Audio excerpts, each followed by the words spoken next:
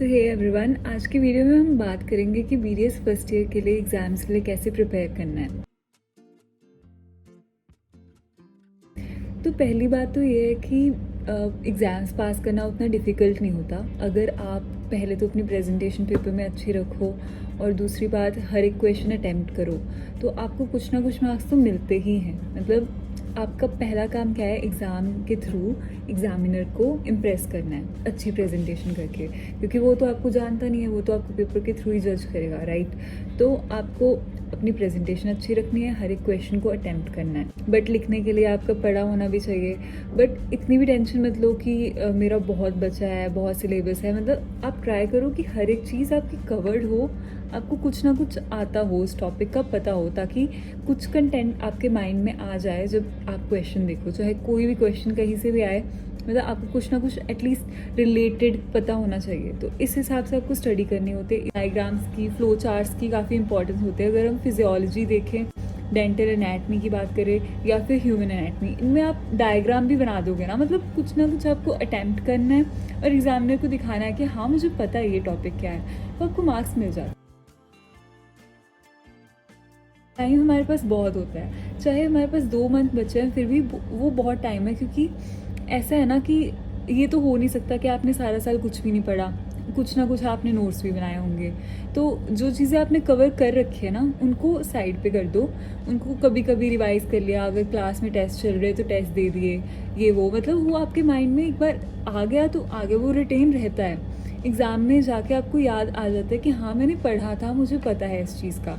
तो वो चीज़ें जो आपने पढ़ी है उनको साइड पे रखो, उनको आप एग्ज़ाम के कुछ दिन पहले रिवाइज़ करना, ठीक है।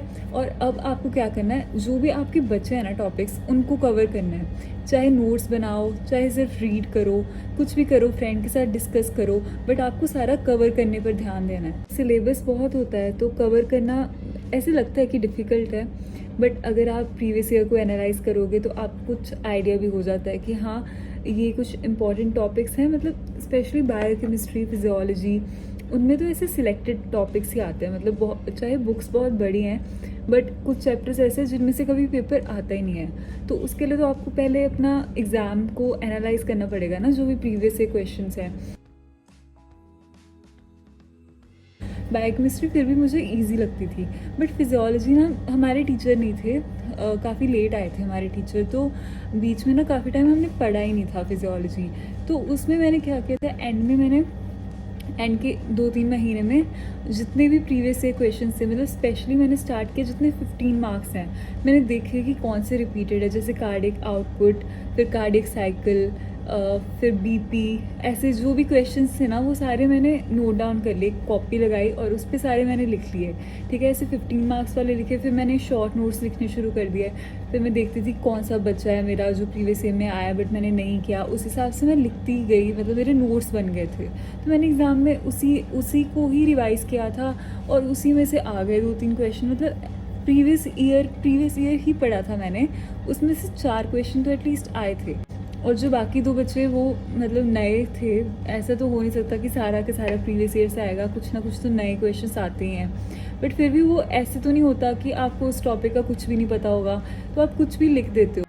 तो ऐसे आपको फिजियोलॉजी कवर करनी है, ठीक है। इसके बाद बात करें बायोकेमिस्ट्री की, तो बायोकेमिस्ट्री में तो वैसे भी हमें कुछ एक्स्ट्रा तो पढ़ाया ही नहीं गया था। मेरा जिस दिन पहला दिन था कॉलेज में, तब ग्लाइकोलिसिस मैम ने स्टार्ट करवाया था और मैम ने उसको इतनी बार रिपीट कराया क्लास में, मतलब इतनी बार रिवाइज होता था वो। तो वो चैप्टर तो मेरा वैसे ही इतना स्ट्रॉन्ग हो गया था, ग्लाइकोलिसिस, ग्लूकोनियोजेनेसिस, ग्लाइकोजेनेसिस, ये सब। फिर मैंने और ऐसे देखे, मतलब सारा साल मैं कोलेस्ट्रॉल, फिर जो अमाइनो एसिड्स होते हैं ये सब, मतलब इनमें से कुछ ना कुछ तो आता ही है। फिर कभी कभी बैलेंस डाइट का क्वेश्चन आ जाता है, ये डीएनए ट्रांसक्रिप्शन, ट्रांसलेशन, इनमें से भी कुछ आने का चांस होता ही है पक्का। और एक एंजाइम में से क्वेश्चन आता है। तो ये 3-4 मेन यूनिट्स हैं जिनमें से एक एक क्वेश्चन आने का चांस रहता है। तो क्वेश्चंस आते ही कितने हैं, 6 क्वेश्चंस। तो उनमें से मतलब ये अगर 5-6 मेन चैप्टर्स आप कर रहे हो ना कवर, मतलब इनको तो आपने बहुत अच्छे से अगर पूरे साल में पढ़ा है तो आपका हो गया, आपका बायोकेमिस्ट्री तो हो जाएगा। और इसमें आपको प्रॉपर स्ट्रक्चर्स नहीं बनाने पड़ते, आप सिर्फ ऐसे स्टेप्स याद रखो कि ग्लूकोज से ग्लूकोज 6 फॉस्फेट बना, फिर फ्रक्टोज 6 फॉस्फेट बना, फिर फ्रक्टोज 1,6 बिस फॉस्फेट बना। तो ये आपको ऐसे याद रखना है, स्ट्रक्चर्स बनाने की ज़रूरत नहीं होती पेपर में। मतलब अगर आपको टीचर्स कह भी रहे हैं, अगर तो आप बना पा रहे हो, आपको ईजी लग रहा है, फिर तो आप बनाओ। बट अगर आपको डिफ़िकल्ट लग रहा है तो उतना स्ट्रेस मत लो, सिर्फ स्टेप्स याद रखो और आपका मतलब हो जाएगा, उसकी उतनी टेंशन लेनी। इसमें भी आपको सेम ही करना है। आपने जो तो पहले कवर कर रखा है, आपके जो नोट्स हैं, नोटबुक है, मतलब बायोकेमिस्ट्री की आपने कोई ना कोई तो बनाई होगी, वो पढ़ो। और उसके अलावा आपको लग रहा है अगर कि मेरा ये बचा हुआ है, तो वो आप अलग से PYQs की नोटबुक में अपने नोट्स बनाने शुरू कर दो। तो बायोकेमिस्ट्री और फिजियोलॉजी में नोट्स काफ़ी ज़रूरी होता है, क्योंकि इतनी बड़ी बुक है, उसमें इतना कंटेंट है, बट वो सारा हमारे लिए इम्पॉर्टेंट भी नहीं है। तो हमें मतलब बहुत इम्पॉर्टेंट है कि हम नोटबुक लगाएं, ताकि एंड में हमारे पास कुछ हो जिससे हम सारा रिवाइज कर सकें। तो फिज़ियो और बायोकेमिस्ट्री में आपको सिंपल चीज़ फॉलो करनी है, प्रीवियस ईयर क्वेश्चंस और उनके नोट्स बनाने हैं, ठीक है। बस उसे रिवाइज करते जाओ, बार बार रीड करते जाओ, या फिर अगर जैसे ग्लाइकोलिसिस वगैरह, ये जितने भी पाथवेज हैं इनको बार बार बना के देखो, यूरिया साइकिल, ये सब ना, सिट्रिक एसिड साइकिल, जितने भी ये साइकिल्स हैं, 7 मेन साइकिल्स होता है आई गेस, 7 मेन पाथवेज जो आपको आने चाहिए, कोलेस्ट्रॉल बायोसिंथेसिस और जो कीटोन वाला चैप्टर है उसमें से भी। तो ये सब आपको बार बार रिवाइज करते जाने, इनमें से कोई ना कोई तो पक्का आएगा ही। और उसके अलावा एंजाइम वाला चैप्टर बहुत इंपॉर्टेंट है, DNA वाले में से भी आता ही आता है। तो ये आप बार बार रिवाइज करना है, बस नोट्स बना के रखना है, आपका फिजियो और बायोकेमिस्ट्री तो ईजिली हो जाएगा। और अब अगर बात करें एनाटमी की, ह्यूमन एनाटमी, उसमें से तो ऐसा है ना कि कहीं से भी आ सकता है वैसे तो पेपर, उसमें कुछ सिलेक्टेड टॉपिक्स नहीं होते, पर हमें हेड एंड नेक इम्पॉर्टेंट है, ऐसे ब्रेन में से भी एक आधा क्वेश्चन, कोई नर्व आ सकती है। हमें तो मेनिंजस आया था और हमें ग्लॉसोफेरिंजियल नर्व आई थी, तो ये कुछ मेन नर्व्स आपको करनी होती हैं। आपको डायग्राम तो हर एक नर्व के आने चाहिए, आपको एनाटमी कवर करनी है। और आपने हेड एंड नेक करी हुई है, बट आपके जो एब्डोमेन, थॉरिक्स वगैरह बचा है, तो आपको सिंपली क्या करना है, उनके जितने भी डायग्राम्स हैं ना, जैसे आर्टीरियल सप्लाई, नर्व सप्लाई, या फिर डायफ्राम का जो वो डायग्राम है बड़ा सा, और क्रेनियल नर्व्स के डायग्राम, उनका कोर्स का डायग्राम, बस ये कर लोगे ना आप। सिर्फ डायग्राम बहुत बार प्रैक्टिस करके देख लो। अगर आप स्मार्ट वर्क करो, राइट, तो आप, जैसे मैंने बायोकेमिस्ट्री फिजियोलॉजी में बताया कि कुछ सिलेक्टेड टॉपिक्स करने हैं आपको, वो बार बार रिवाइज करने हैं, प्रीवियस ईयर एक नोटबुक में लिख के रख लो, नोट्स बना लो। ऐसे ही आपको ह्यूमन एनाटमी कवर तो सारी करनी पड़ेगी, उसमें कुछ सिलेक्टेड नहीं है, बट आप डायग्राम्स कर लो। आप अगर डायग्राम इम्प्रेसिव सा बनाओगे तो आपको मार्क्स मिल ही जाएंगे। अगर वो आप डायग्राम बना पा रहे हो तो आप थोड़ा बहुत तो उसी चीज़ को एक्सप्लेन भी तो कर सकते हो ना पेपर में। बट एग्जामिनर के पास इतना टाइम नहीं होता कि वो पढ़े जितना भी लिखा हुआ है, तो वो डायग्राम देखेगा, अगर आपने सही से बनाया तो आपको ऐसे ही वो चेक कर देगा, चाहे आपने कितना कुछ ही नीचे लिखा हो, वो उसे पढ़ेगा भी नहीं अगर डायग्राम अच्छा बना है।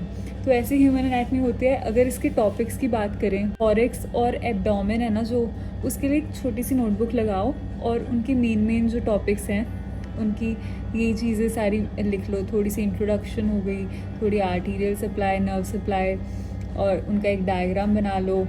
और मान लो अगर लिवर है तो उसके पार्ट्स हो गए, जो सर्फेसेस, बॉर्डर्स, ये सब चीज़ें ये ऐसे लिख लो। मतलब ये सब के लिए आपको पहले प्रीवियस से क्वेश्चंस तो एनालाइज करने ही पड़ेंगे। हमें थोरेसिक डक्ट आया था, आर्च ऑफ अयोर्टा आया था, ग्लॉसोफेरिंजियल नर्व मैंने एज सच तो नहीं पढ़ी थी, बट मुझे पता था कि वो किस किस को सप्लाई करती है, तो मैंने वो रिलेटेड डायग्राम्स 2-3 बना दिए थे।